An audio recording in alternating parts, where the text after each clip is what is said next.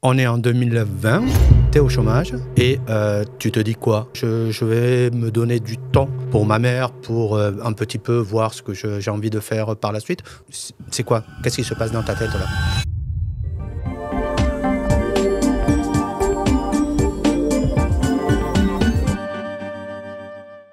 Donc bonjour à tous, bienvenue sur notre nouveau podcast, dans un nouveau lieu. On a déménagé depuis maintenant 3 mois et on est à Saint-Martin-de-Londres. On est en compagnie de Sandra.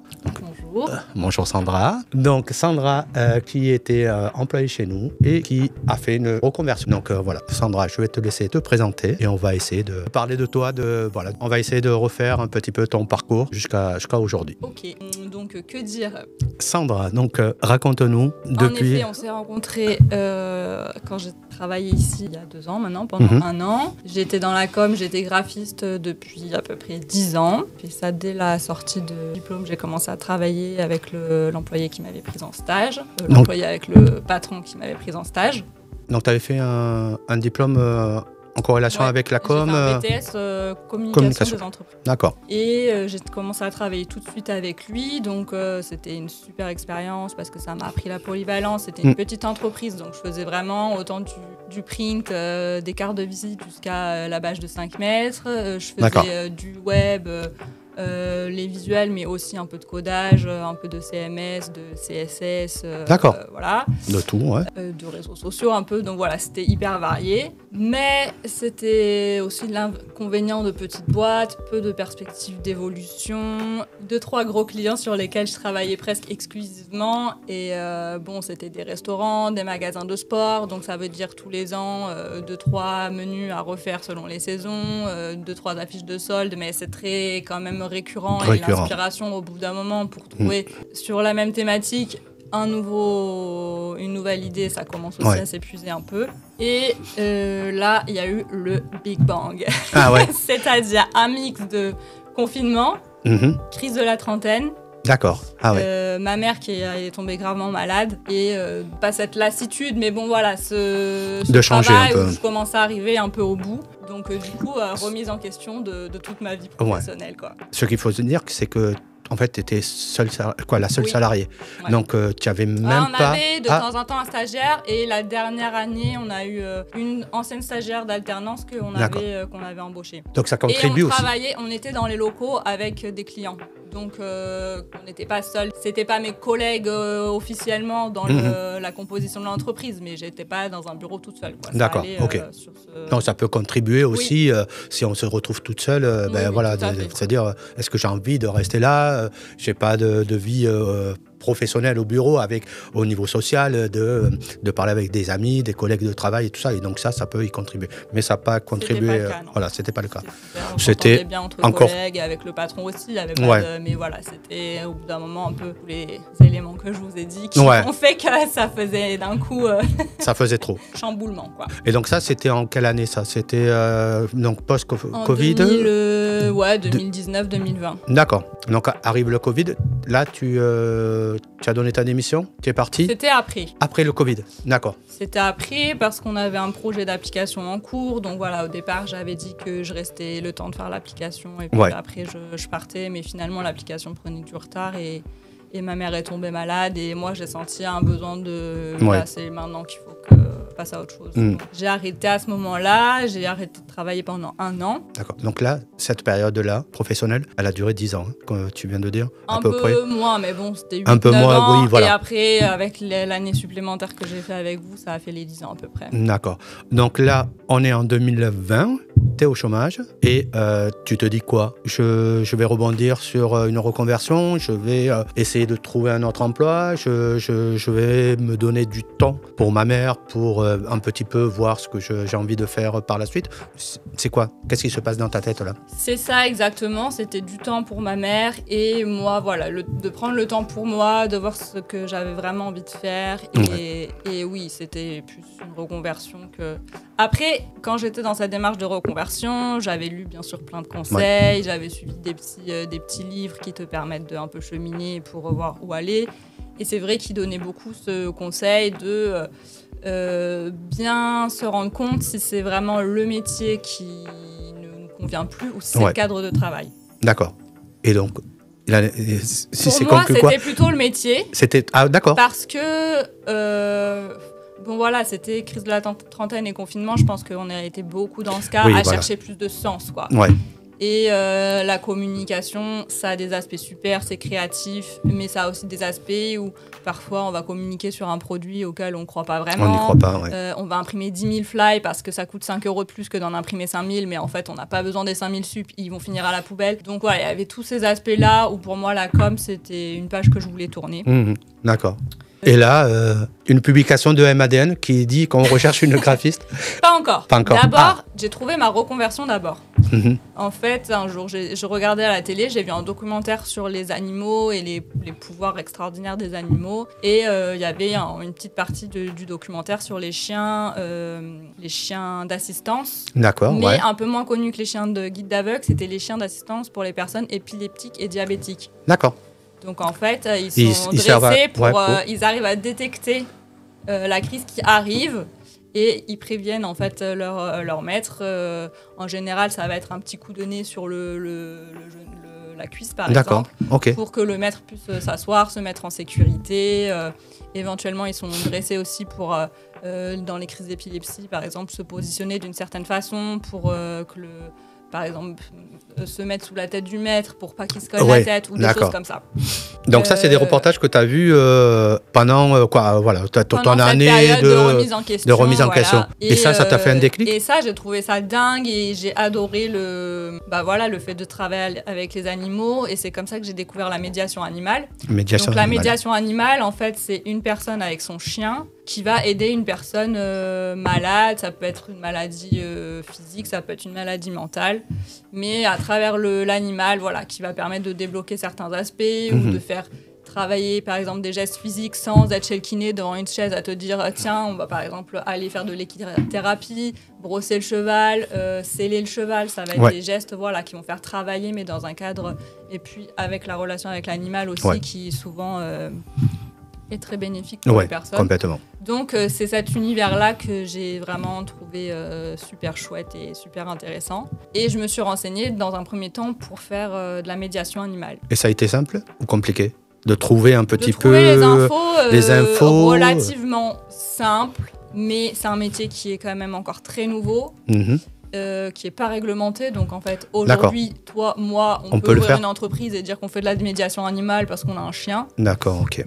Mais clairement, c'est pas du tout ma vision des choses. Hein. Non, parce que tu travailles quand même avec de l'humain aussi.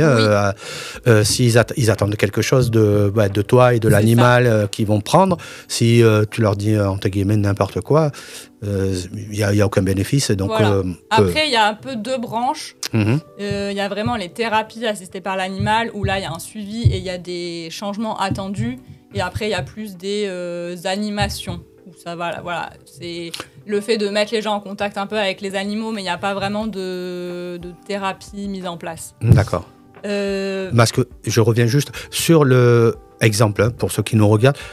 Nous, on a comme vision première, quand on parle de l'animal avec l'humain qui a une déficience ou maladie, parle du chien d'aveugle. Et on voit que le chien d'aveugle, il y a quand même tout un processus avant de donner le chien au malade, à l'aveugle, pas malade, à l'aveugle, en envoyant. Là, c'est quand même sécurisé et contrôlé. Nous, on parle, toi, de plus de médiation.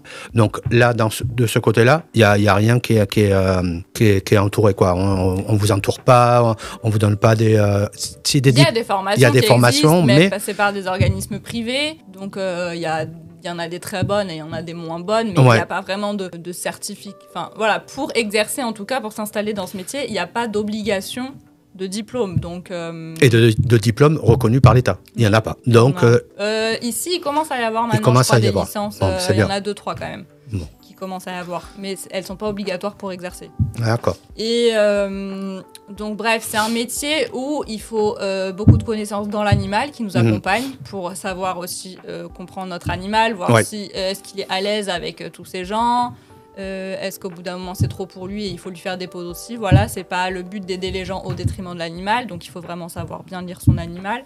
Et il faut évidemment des connaissances dans les gens, dans le public cible. Ça peut être l'autisme, ça peut être les personnes âgées, ça peut être les personnes en dépression. Voilà, j'imagine qu'il y a plusieurs typologies, on va dire. Donc c'est un métier hyper complet qui demande beaucoup de connaissances. Et même s'il n'y a pas de il y a des formations quand même qui existent. Mais en fait, je pense que l'idéal pour faire ce métier, c'est d'être déjà dans le secteur médical, paramédical. Il y a beaucoup de psychothérapeutes, enfin pas psychothérapeutes, psychologues, voilà. Psychologue, d'accord, ok. Mais non, c'est pas ça. Parce que non. Les psychologues, les ergothérapeutes, les éducateurs spécialisés aussi éventuellement. Voilà, ça va être plus des gens qui sont déjà dans ce milieu et qui vont, avec leur animal, faire une formation complémentaire pour proposer ça comme service additionnel, un peu comme outil de plus dans leur valise un peu de thérapie. Mais de faire ça en partant de rien, pour moi, ça me paraissait être soit déjà, il fallait que vraiment je reprenne des études longues, ou sinon j'allais pas me sentir légitime. Voilà. Donc, Et donc on en revient donc à ça. Donc tu as vu ce reportage-là. Tu viens de parler un petit peu des ramifications du métier, de dire bon mais voilà tout ce qui peut être autour de ce métier-là. Et donc toi tu t'es dit je le fais pas. Je le fais pas. Ou est-ce que je cherche une formation? Est-ce que t'as trouvé une formation? Puisque bon voilà on va en arriver là. Mais quand je faisais les recherches sur tout ça, j'ai interrogé plusieurs professionnels. Donc on en parlait, des psychomotriciens, des ergothérapeutes, équithérapeutes,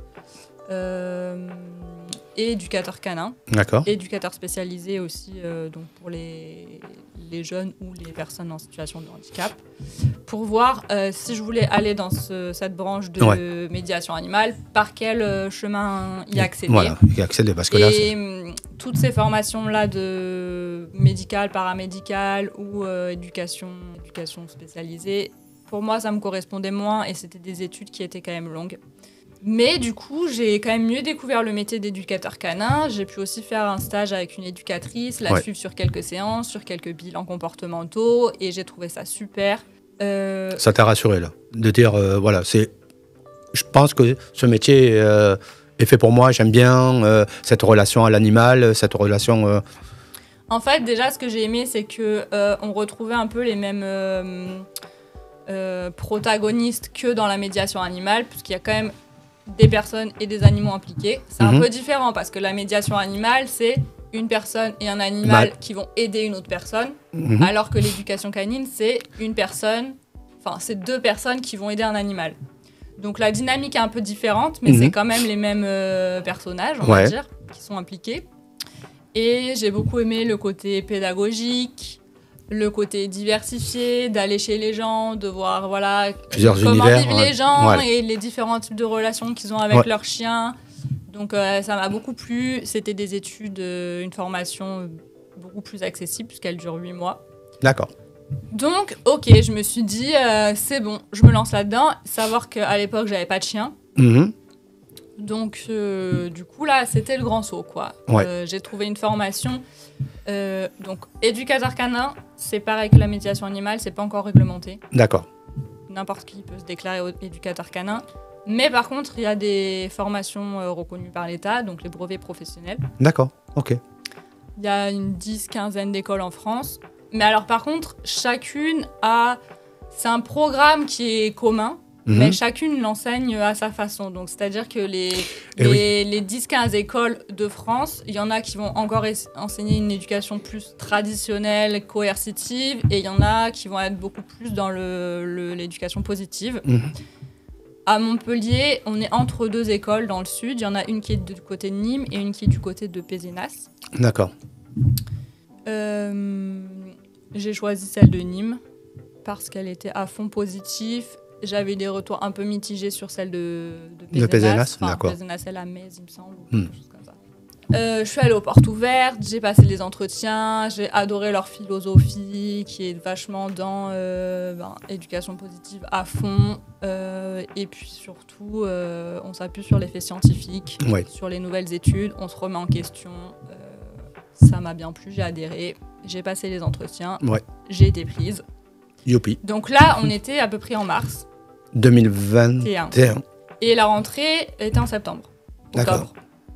Donc je me suis dit, ok, là ça faisait 1 an que j'avais arrêté de travailler. Ouais. Je me suis dit, maintenant j'ai trouvé ce que je veux faire, j'ai trouvé la formation. Je suis prise, ça commence en septembre, donc je peux reprendre mon travail.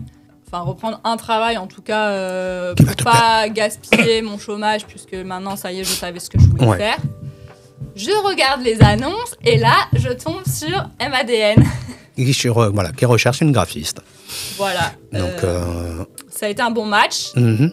Parce qu'en plus, quand j'ai vu l'annonce, elle datait, c'était une annonce recherche urgemment et qui datait de quelques semaines. Donc je me suis dit, bon, ça doit être trop tard, mais j'ai quand même appelé pour voir. Et puis au final, perfect match. Voilà, ça a bien fonctionné.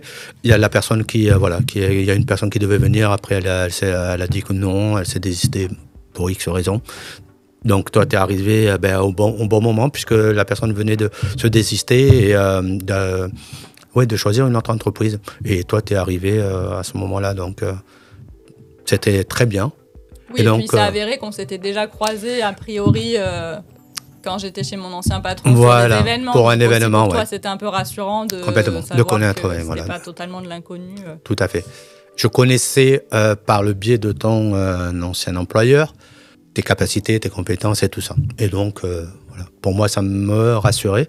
Ça a rassuré donc Jennifer, mon associée. Et donc, on s'est dit, allez, go, croisez les doigts, on espère que... Et en fait, t'es resté. Bah voilà, sachant qu'au début, à l'entretien, moi, j'étais très clair que c'était provisoire, que je voulais me reconvertir, pas rester dans la com, qu'en septembre, je repartais à ma formation.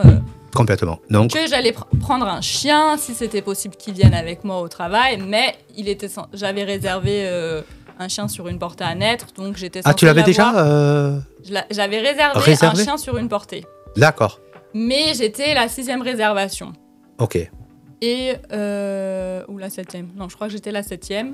Et au final, quand les chiots sont nés, on n'est que 6. Donc, en gros, soit j'étais la première à choisir mon chiot de la prochaine portée, mais la prochaine portée était pour septembre et moi, ma rentrée était en septembre-octobre. Donc, ça allait faire un peu tard.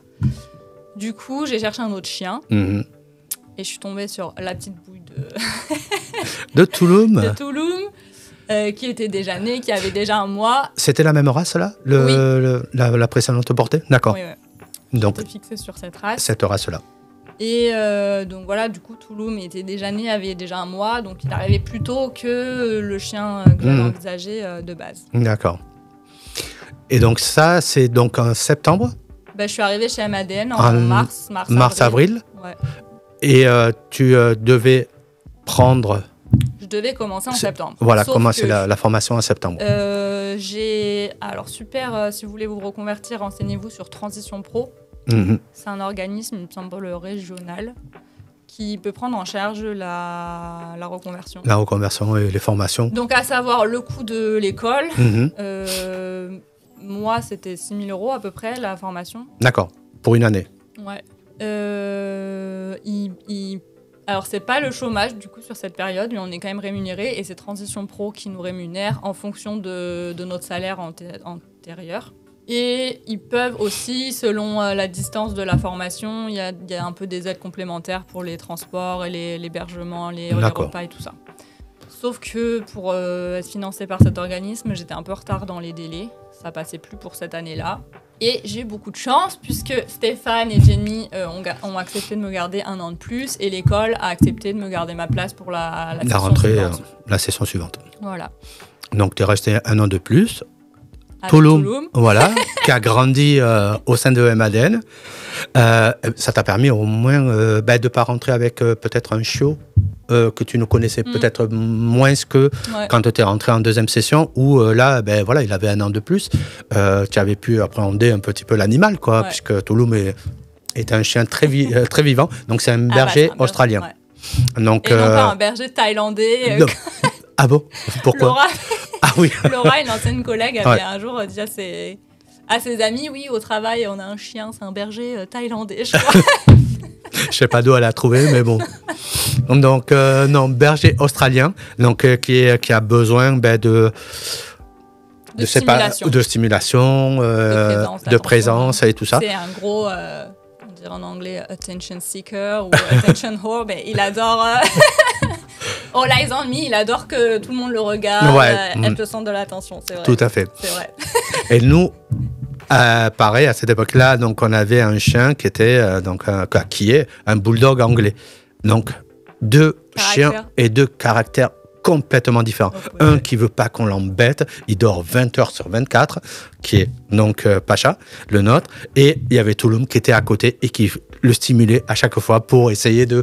Et donc, voilà, Pacha n'aimait pas trop. Chaque fois, il le regardait en disant « Mais arrête de m'embêter, moi, je suis bien là. » Donc, voilà, donc c'était 2 caractères différents, 2 races différentes, hein, bien sûr. Donc, donc ça, c'était aussi bien pour toi, même si, les bulldogs anglais, ils n'apportent rien peut-être en termes de médiation. Il n'y a pas de spécificité sur le bulldog anglais en termes de médiation pour quel que soit mis à part que c'est un animal de compagnie. Un animal de compagnie, on le sait, c'est le meilleur ami de l'homme, donc voilà. Mais c'est vrai que le berger australien est plus à même et plus non. Pas forcément. Il n'y a pas des races spécifiques. Il y a des races qui vont être plus proches de l'homme que d'autres. Comme on en parlait tout à l'heure, le labrador. Ça va être beaucoup, oui. C'est toutes les races de bergers et de chasse. Mais alors les races de chasse, plutôt de rapport, qui sont dressées pour rapporter les animaux qui ont été tués ou qui sont dressées pour signaler un animal. En fait, des races qui sont sélectionnées pour travailler avec l'homme. Et du coup, c'est un peu dans leur ADN de collaborer avec nous et de vouloir nous faire plaisir. Donc voilà, donc là, on en revient. Donc le reste, une année supplémentaire. Qui va nous amener à juillet 2022. Juillet 2022, on arrête notre collaboration. Sniff, sniff, voilà. Tu prends 2 mois pour toi avant ta première session. Ouais. La rentrée à ta formation. Au lycée, parce que c'était dans un lycée, donc retour au lycée. Waouh. Ça, c'est cool. À 30 ans, te dire comment il y avait... Après, il y avait 33 même. 33. Et il y avait beaucoup de jeunes ou...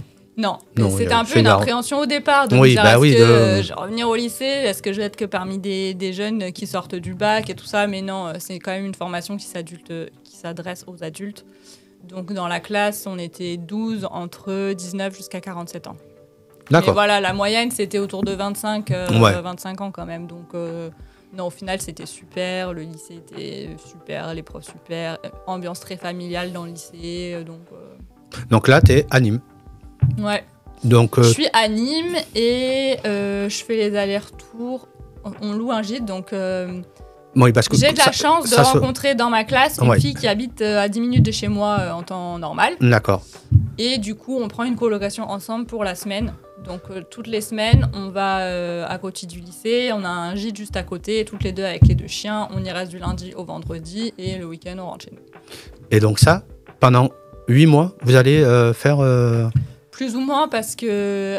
La formation dure du lundi au vendredi. C'est du lundi au vendredi, mais il me semble que c'est 20 semaines de cours et 12 semaines de stage, quelque chose comme ça. D'accord. Donc les stages, on les fait pas là-bas. Enfin, on peut, mais... Oui, mais bon, vaut mieux... qu'on les a fait plus par chez nous, parce que le gîte, on avait aussi pu négocier... comme on l'occupait pendant des temps un peu morts, c'est pas dans un village très touristique, donc d'accord, ouais. On avait pu négocier de le payer à la semaine, donc les semaines de stage, c'était avantageux pour nous de les faire chez nous, quoi. Mais sinon, oui, du lundi au vendredi, en général, on était là-bas. Donc là, ça y est, tu rentres dans cette formation. Est-ce qu'elle correspond réellement à ce que toi, tu imaginais? Ou est-ce que, non, pas du tout? Comment ça s'est passé? Donc toi, tu... ce que j'imaginais pas grand-chose. J'avais en effet du mal à imaginer si ça allait être intéressant, si j'allais pas apprendre grand-chose de nouveau. Mais au final, c'était super. Ouais. J'ai appris plein de trucs. On a beaucoup remis en question des clichés, des idées reçues qu'on avait sur les chiens qui n'étaient pas forcément bonnes. Le fait que ce soit dans un lycée, c'était super parce que y avait les élèves qui nous servaient un peu de cobayes. Et c'est un lycée agricole, donc ils ont un petit élevage canin aussi. Super. Donc on pouvait donner des cours aux élèves avec les chiens du lycée, c'était hyper formateur. Pour en apprendre plus sur les chiens et pour pouvoir travailler sur différents chiens, mais aussi sur l'aspect humain, l'aspect leader un peu. Et en fait, j'ai beaucoup appris sur moi aussi et c'est ça qui m'a... Ah ouais, d'accord. Par rapport à quoi? Pourquoi sur toi? Tu apprends... Par exemple, un jour, tout au début de la formation, on devait faire un atelier avec les élèves. Mhm. En fait, les chiens, ils sont classés dans 11 groupes. D'accord. Toutes les races de chiens sont classées dans 11 groupes qui, en gros, sont créés d'après les fonctionnalités, on va dire, des races. Il y a les groupes de chasse, les groupes de bergers, les groupes de compagnie, pour résumer le truc. Complètement. Et donc, les élèves étaient séparés en 11 groupes.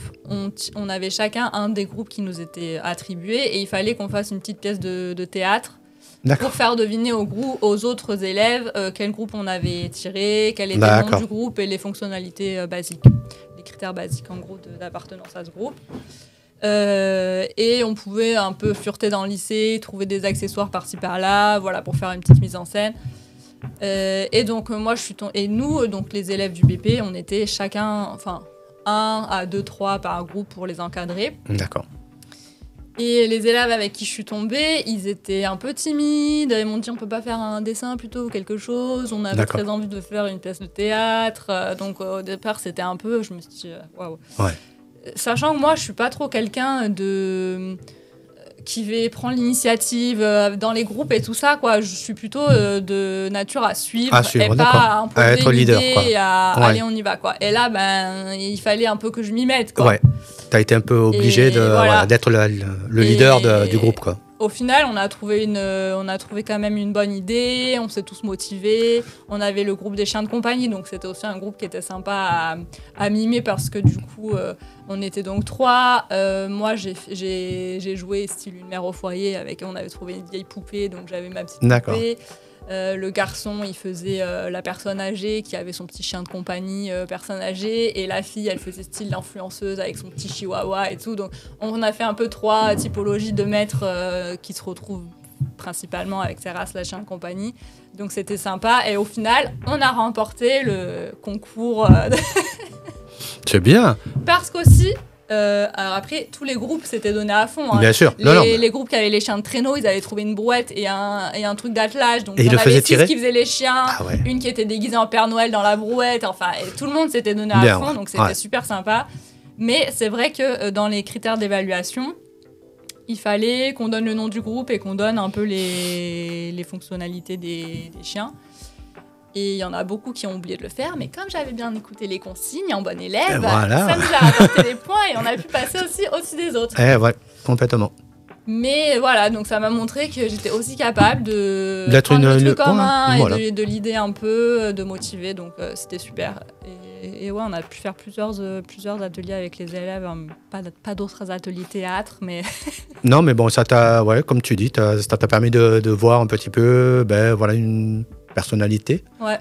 Et puis en plus, même travailler avec les chiens, ça en apprend beaucoup sur soi, parce qu'il y a 50 000 types de chiens. Juste une petite aparté, ce lycée, comme elle fait une formation avec les chiens sont admis. Oui.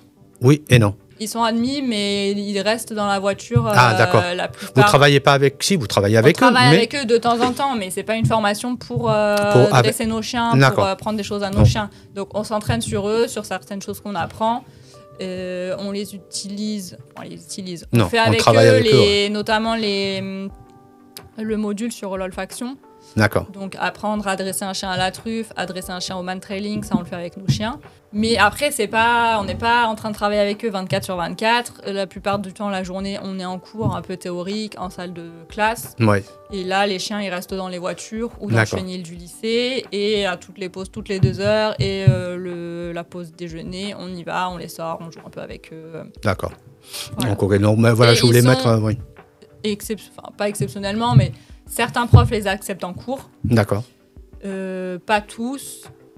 Et évidemment, on ne peut pas monter les 11-12 en cours en même temps. Donc, c'est un roulement qui se fait aussi. Ils sont avec nous parfois dans la salle, mais ils sont quand même principalement dans les voitures et dans le chenil. D'accord. Donc, belle expérience pendant 8 mois, c'est ça. Bon stage aussi. Bon stage, puisque tu as fait un stage, plusieurs ou un? J'ai fait 5 ou 6 stages. Ah oui. Donc, sur ces 12... un chez le veto, un au refuge et les 4 autres, il me semble, avec des éducateurs. D'accord, donc ça t'a permis un petit peu de voir tous les aspects du métier. Ouais. Est-ce que plus dans le côté veto, ou plus côté éducateur, ou non, c'était juste... Le but chez le veto, c'était plus déjà de se familiariser avec les maladies principales Oui. qu'avaient les chiens et de commencer à voir aussi la relation des gens avec leurs chiens et puis la relation de professionnels animaliers avec les clients. C'était pas le but de devenir ASV ou veto, hein, clairement D'accord. pas, non. Mais bon, moi j'ai eu de la chance parce que je suis tombée sur des super stages. À Montpellier, c'est un avantage et un inconvénient. Il y a énormément d'éducateurs canins. Il y en a, je crois, 80 à peu près à Montpellier et aux alentours. Mais il y en a beaucoup qui sont en positif et qui acceptent de prendre en stage. Donc ça, c'est une grande chance parce que c'était un peu une inégalité qu'il y avait dans le stage. Dans la formation, c'est que selon de où venaient les gens, dans leur région, enfin voilà. Les stages, c'était quand même... Voilà, un tiers, il me semble, à peu près du temps. Ouais, donc c'est primordial. Si on trouvait des bons stages, on en retirait plus, d'exercices qu'on pourrait reprendre, etc. Il y en a qui ont dû faire chez des éducateurs plus en coercitif, plus en traditionnel, mais ils n'avaient pas trop le choix parce qu'ils ne trouvaient pas d'autres stages sinon. Donc voilà, un peu l'aspect auquel il faut penser en s'inscrivant à la formation. Mais en tout cas, moi, j'ai eu de la chance et j'ai eu des super stages et des éduques top par ici qui sont vraiment dans le partage et c'est super. Donc, belle formation, bonne formation, des stages qui t'ont permis d'ouvrir un petit peu sur une vision différente, côté vétérinaire et tout ça, comme on a dit. Donc, c'était sympa. Formation, elle se finit. Ouais. Tu sors avec un diplôme. Tu sors avec quoi? Le brevet professionnel. Donc là, tu as un brevet professionnel. Et de là, tu te dis, ça y est, c'est fini, quoi.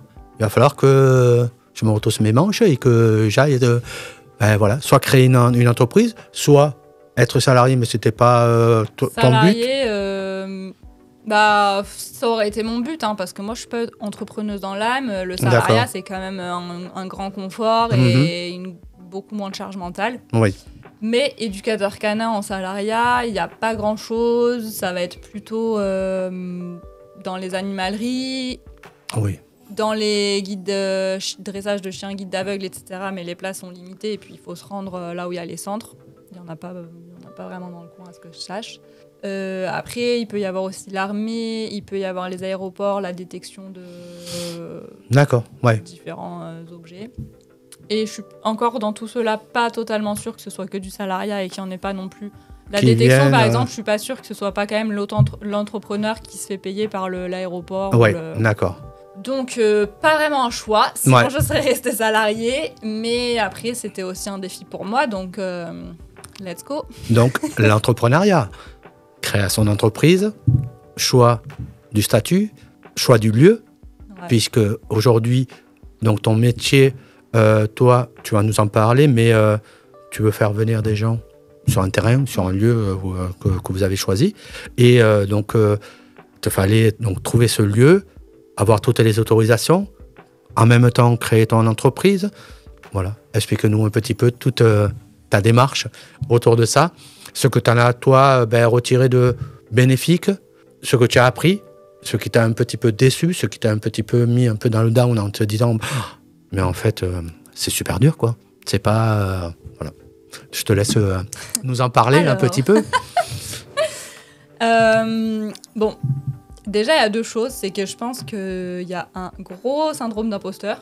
D'accord. Parce que, oui, la formation était top. La formation dispensée par ce lycée était top. Mais ça reste une formation de 8 mois, qui est quand même très courte. Enfin, clairement... on n'a pas les capacités de gérer tous les chiens, les cas très compliqués. Moi, j'ai un chien qui est hyper toujours motivé, qui adore, qui a un gros faillot, donc qui est quand même facile. C'est vrai que quand je tombe sur des chiens qui te regardent, t'es sûr J'ai pas envie. Voilà, c'est encore des chiens avec lesquels j'ai moins l'habitude de travailler. Donc, formation cool, mais très courte. Ouais.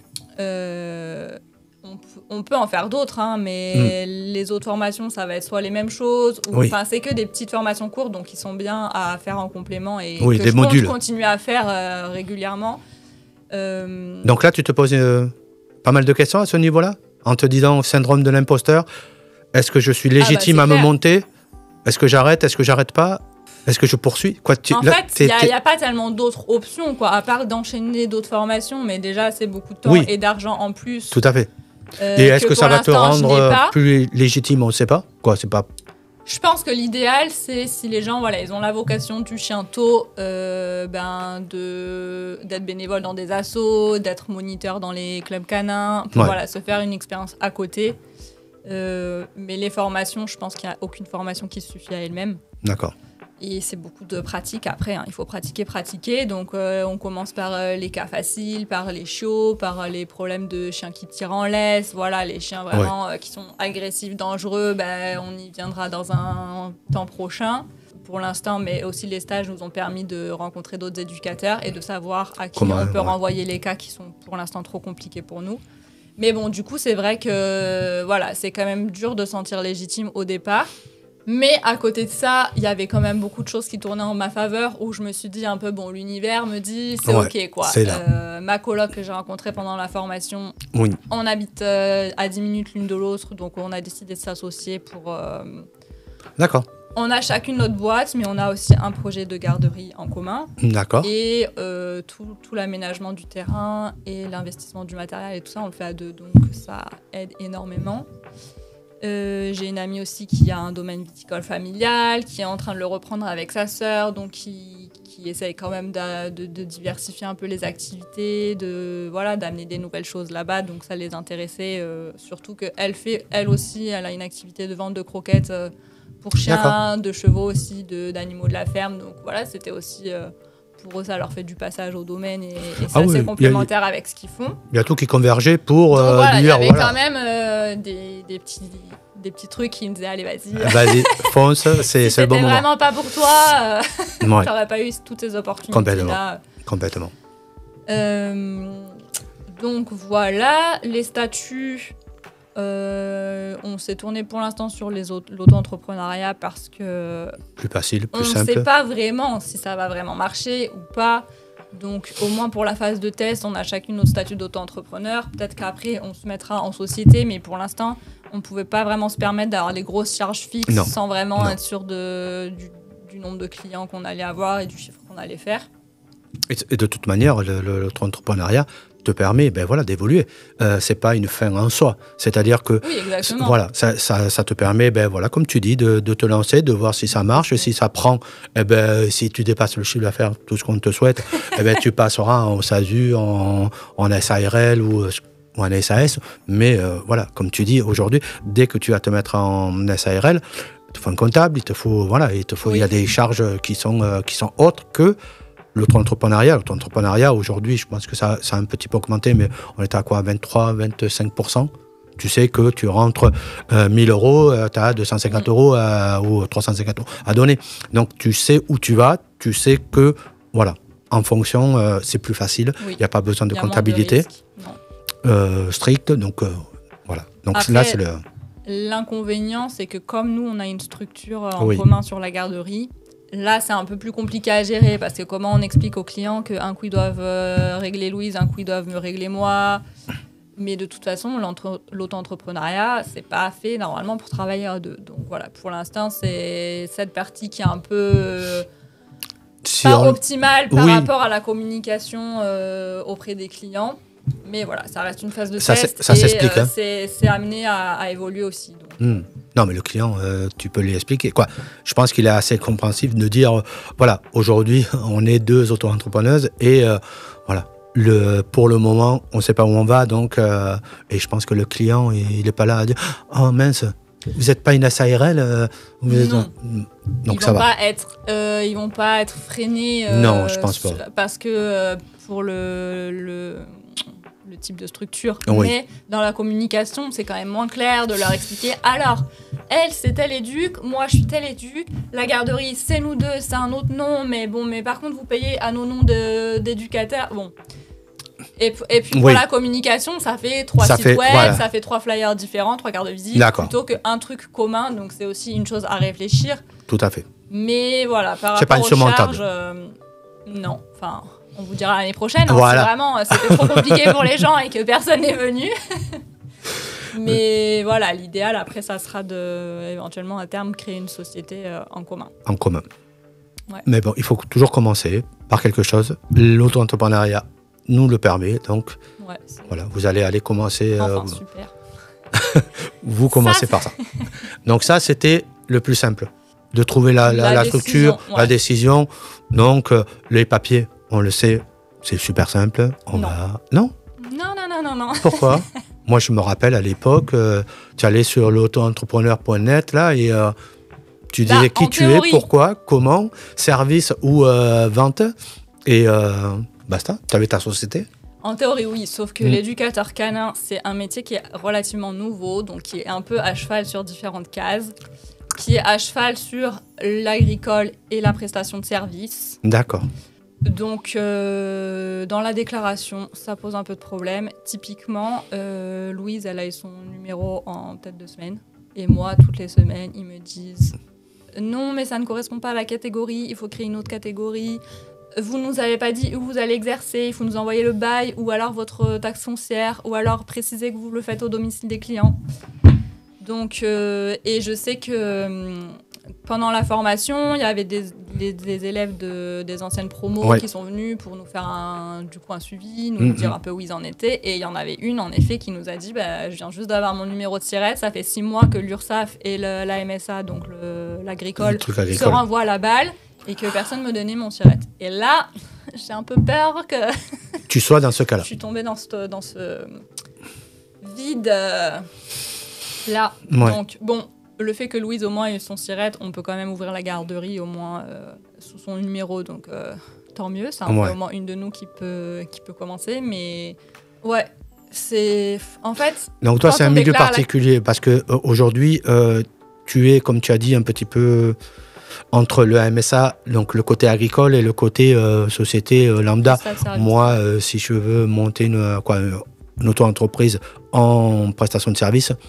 En 24 heures, presque, tu as ton ciré et ça marche. Là, voilà, c'est un peu plus compliqué puisqu'il y a la MSA qui rentre aussi dans le game, quoi. Et donc là...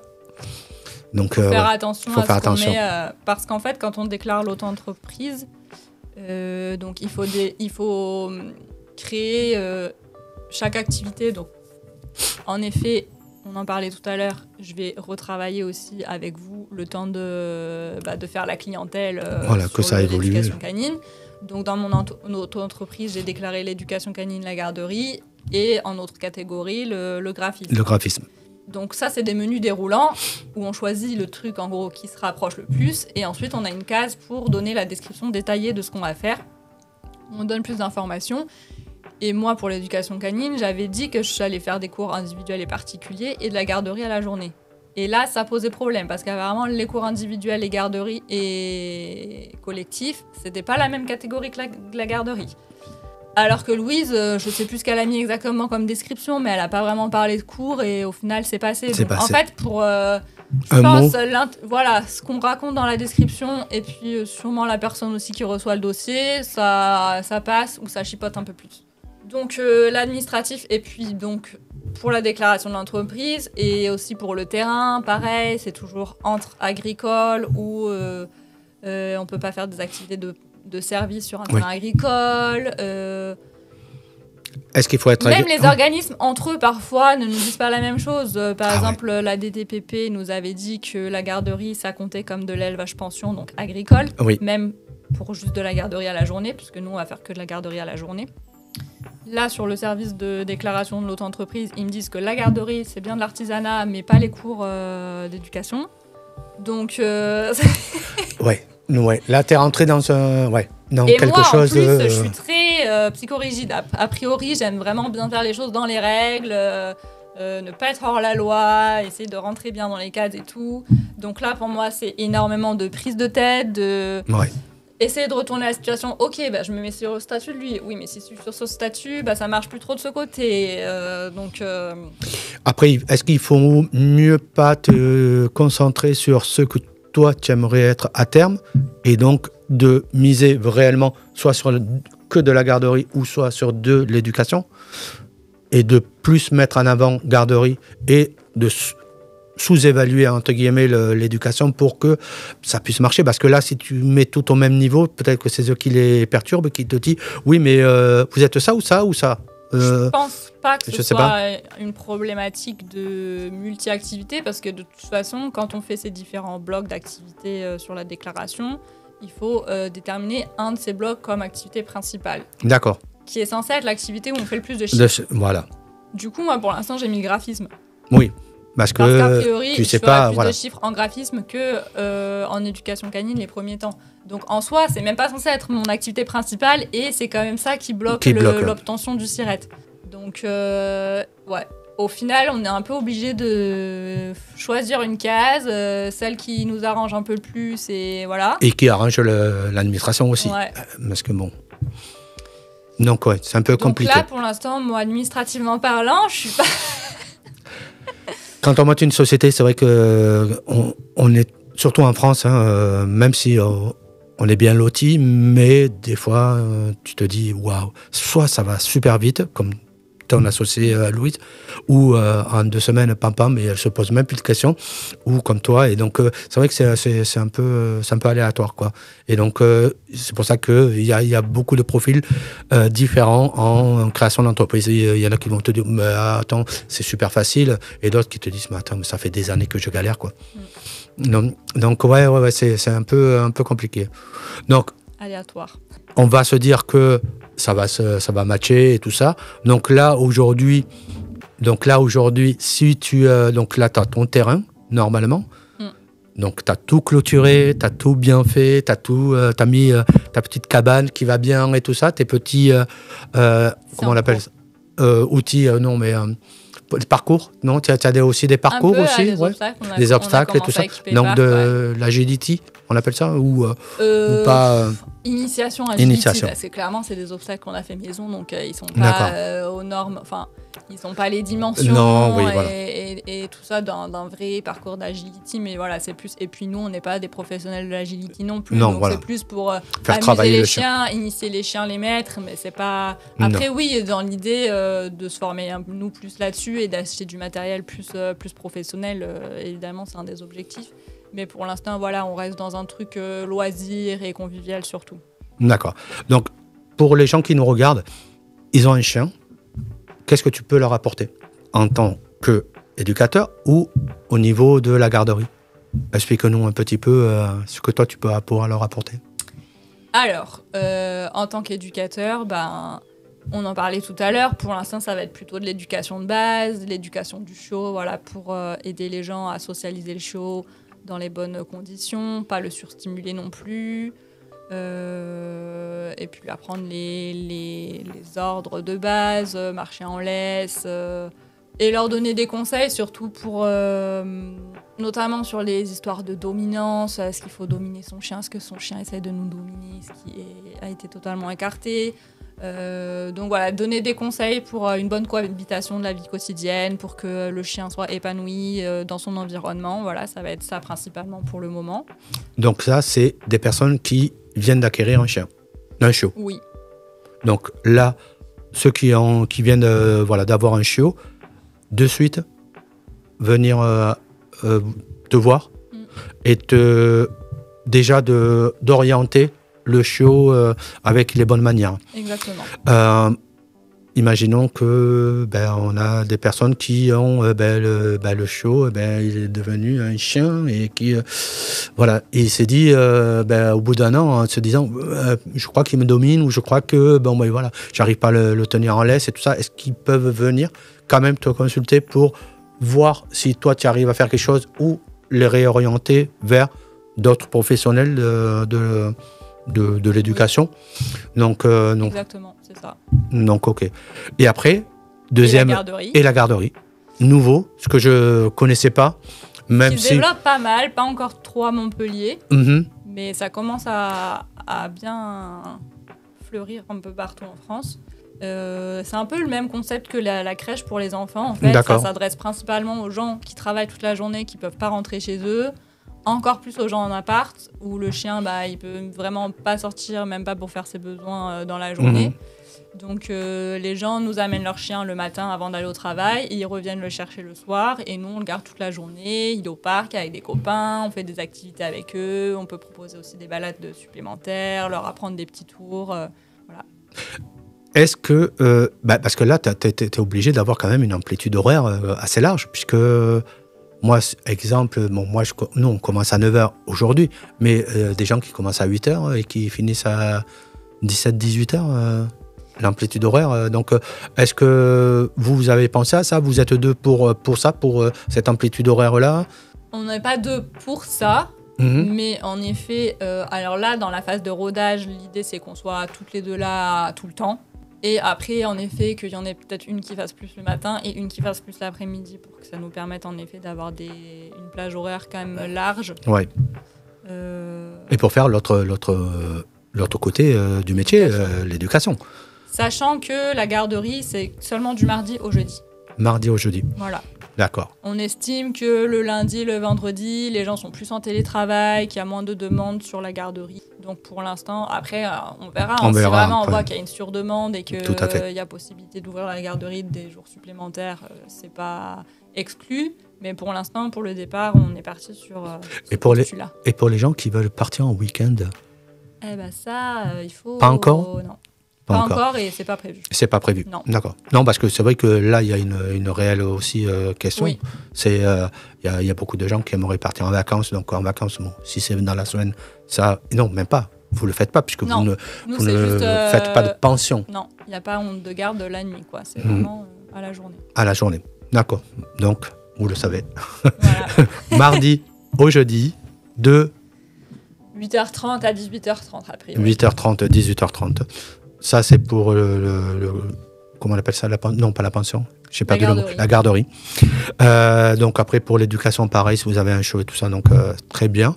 Et donc là, aujourd'hui, tu attends ton ciré. Le terrain, il est prêt. Ouais. Et comme ça n'a pas tout à fait débuté, tu vas venir en complément chez MADN pour faire du graphisme. C'est pour ça que tu parlais d'option graphisme dans ta dénomination au niveau du ciré. Ce qui va te permettre de faire du graphisme, d'avoir un revenu fixe et de faire évoluer un petit peu ta société et de voir un petit peu comment elle va évoluer. Donc, Sandra sera de retour parmi MADN en novembre. À peu près, c'est ça? À peu près. Ouais. Donc voilà. Enfin, croisons les doigts. Voilà, pour que le ciré aussitôt arrive. Que l'administration voudra bien me donner un petit numéro. C'est pas... Voilà. Donc voilà, vous la verrez peut-être dans d'autres vidéos, puisqu'elle a fait partie quand même des premières vidéos de la Team Bucket. Oui. Donc, où on fait des apparitions. Des apparitions, voilà, où on raconte un petit peu la vie de l'entreprise. Donc, vous aurez tous les liens en description. Et on vous mettra aussi, pareil, un mail. Et tu as un site aujourd'hui? Oui, ça y est? Insta, Facebook. Magnifique. Donc, tu nous enverras... Il y a des petits réglages encore de finition à faire, mais c'est en ligne, c'est opérationnel. Bon, donc il y aura tous les liens en description. Si vous voulez, contacter. Tout va bien, la garderie. Tout va bien. Ouais. C'est magnifique. Tu travailles dans la communication, toi, non? Non, mais c'est super. Tout va bien. Non, c'est cool, quoi. Donc ça, c'est la structure commune. Ouais. D'accord. Et ma structure personnelle, c'est la fine équipe. La fine équipe. D'accord. Oui. Ça te va bien aussi. C'est cool. C'est ce qu'on m'a beaucoup dit. Je sais pas trop ce que ça veut dire, mais... Non, mais tu fais une fine équipe avec un petit Touloum. Donc c'est bien, c'est cool. Oui, voilà. Le but, c'est d'être dans l'esprit convivial et de bonne entente avec son chien, relationnel avec son chien. Voilà. Est-ce qu'aujourd'hui, tu as commencé un petit peu à avoir des clients, des personnes qui seraient intéressées, tu as fait un petit... Là, on vient juste d'activer la com. Ouais. Donc, on a déjà eu un peu des parents d'amis, des connaissances, voilà, où on a fait un peu des bilans et on commence à faire quelques séances avec eux. Mais voilà, ça reste pour l'instant du cercle proche. On n'a pas du tout communiqué pour le moment. Mais aujourd'hui, si on laisse tes coordonnées... Ah oui, à partir du 22... Octobre mardi, 2024. Mardi prochain, voilà. Podcast, mais... C'est pour ça. Donc, ça sera déjà Opérationnel pour la garderie. Pour la garderie. Par contre, les ducs... Pas pour les ducs. Ouais. On attend un petit peu. C'est ça. Bon. Merci. Est-ce que je peux ajouter Bien juste, sûr. C'est pour ça que j'allais te dire, est-ce que tu as quelque chose à ajouter ou Là, j'ai pas trop parlé du truc hyper important qui me fait tenir dans l'ouverture. Clairement, c'est d'avoir une associée. Hein. Oui. D'être à deux, qu'il y en ait toujours une. Voilà, quand l'autre a un petit coup de... Là, ça commence à faire beaucoup, l'autre reprend un peu le relais. Quand on est désespéré, on arrive quand même à en rigoler. Donc, et puis voilà, pour le coût du matériel, Au-delà du coût matériel, le soutien. Le soutien. Ouais. Quand je ne sais voilà. pas, Est-ce comment que ils seul... font ceux qui se lancent seuls. Hein. Alors après, il y a le fait qu'on ait le terrain. Je pense que quand on se lance en éducateur à domicile, ça simplifie énormément tout cet aspect de création, c'est sûr. Mais le terrain, c'est quand même un avantage aussi parce qu'il y a c'est pas encore la majorité des éducateurs qui en ont, donc ça fait quand même un atout supplémentaire. Et en termes de travail aussi, ça permet de passer moins de temps dans les transports, moins de budget dans l'essence et de rentabiliser un peu plus, d'optimiser un peu mieux le temps. Non, pour revenir donc à l'associé, c'est vrai que en règle générale dans l'entrepreneuriat, on se dit voilà, c'est compliqué d'avoir un associé. Parce que si on se met à 50-50, on peut pas. Ça nous permet, ça nous freine un petit peu l'évolution parce que on est deux personnes différentes. Il y en a une qui va vouloir aller à gauche, nous à droite. Donc voilà, ça peut freiner un petit peu, mais ça c'est très peu. Je pense que tout ce qui est soutien, tout ce qui est motivation. Il y a de la discussion à avoir, bien sûr, avec des associés, mais c'est quand même un confort de ne pas se sentir seul, quoi. Et c'est vrai que c'est agréable, quoi. Aujourd'hui, tu as bien fait de vouloir en parler et de dire que, à deux, on va plus loin, quoi. Ouais. Donc, tout seul, c'est plus rapide parce que tu n'as que ta ligne à toi à suivre. Et encore. Mais voilà.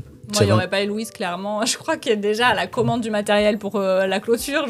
Tu l'aurais pas fait. En même temps, j'aurais su tout ce qui nous attendait. Je suis pas sûre que je l'aurais fait non plus. Hein. C'était un peu...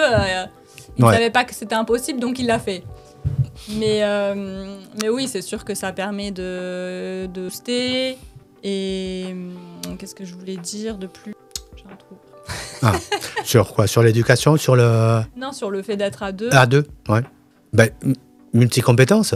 Déjà, vous êtes deux personnes différentes. Oui, c'était par rapport aux inconvénients, entre guillemets. C'est sûr qu'il faut choisir la bonne personne. Avec Louise, on est complémentaires, mais on a une vision d'ensemble qui est très partagée. On a fait la colocation aussi pendant la formation, donc on sait qu'on a quand même un grand niveau de compatibilité et d'entente. Complètement. Bon, on n'a pas encore eu de problème énorme qui nous est tombé dessus, donc on verra comment on gère ça si jamais ça arrive, mais ça n'arrivera pas. Non. Donc c'est sûr qu'il ne faut pas faire ça avec n'importe qui, il faut faire ça avec quelqu'un qu'on connaît un minimum et en qui on a confiance et avec qui on sait qu'on partage quand même une vision commune du projet, mais c'est vraiment un énorme plus. Et être ouvert d'esprit sur l'ego, quand on s'associe, il faut un petit peu aussi le mettre de côté. Personne ne détient la vérité. C'est quand on s'associe, c'est un partage. C'est comme dans un couple. Donc à un moment donné, tu as cédé sur quelque chose pour revenir un petit peu plus fort sur un truc que tu as envie vraiment. Donc voilà. Donc c'est vrai aussi, plus on partage de compétences et de passion par rapport à un domaine. Maintenant, il faut savoir aussi.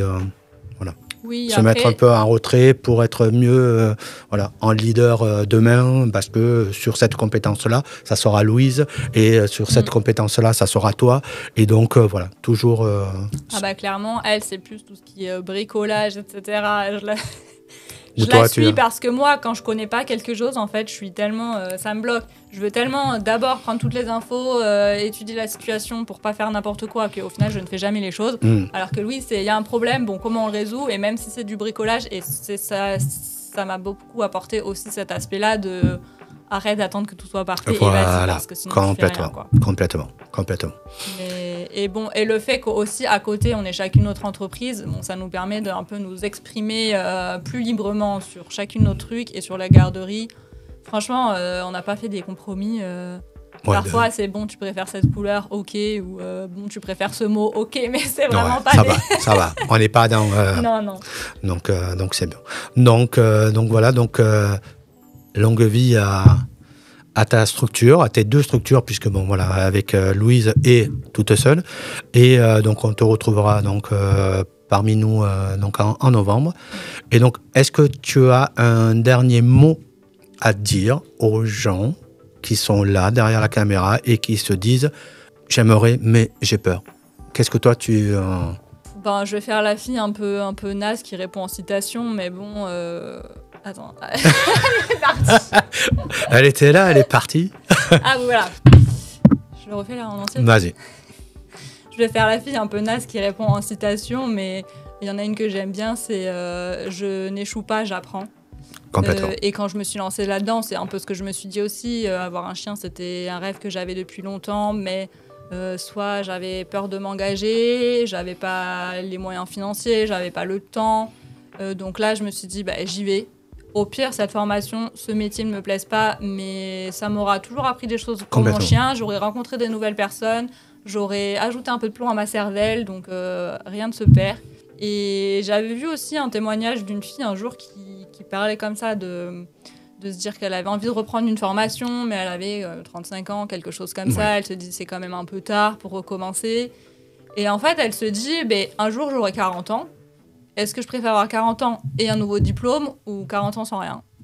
Et voilà, moi c'est ça qui m'a vachement boosté aussi. Sûr. Et à quoi je me raccroche, c'est un peu beaucoup dire parce que je suis pas encore au point d'abandonner, mais... Non, mais de toute façon... Qui m'a aidé à me lancer, en tout cas. Qui t'a aidé à te lancer et qu'il n'y a pas d'âge, il n'y a pas de... on peut échouer quelque part, mais ça nous renforce pour ne pas échouer demain. Donc voilà, il faut avancer. Comme tu as dit tout à l'heure, même si toi, tu es un peu dans ce profil-là, n'attendez pas que tout soit finalisé, parfait et tout ça. Lancez-vous et finalisez au fur et à mesure. Une autre citation. Oui, vas-y, je t'en prie. Un imbécile qui marche ira toujours plus loin que deux intellectuels assis. Voilà, complètement. Je suis d'accord aussi. Bon, merci Sandra pour ce podcast. Merci à vous. Et donc, on laissera toutes les coordonnées de Sandra en description. Comme ça, vous pourrez la suivre. Me contacter, nous amener vos chiens pour qu'ils passent un bon moment. Et... On a hâte de faire la connaissance des gens, des chiens et de passer des bons moments tous ensemble. Super. Merci beaucoup. Ciao, ciao. Ciao.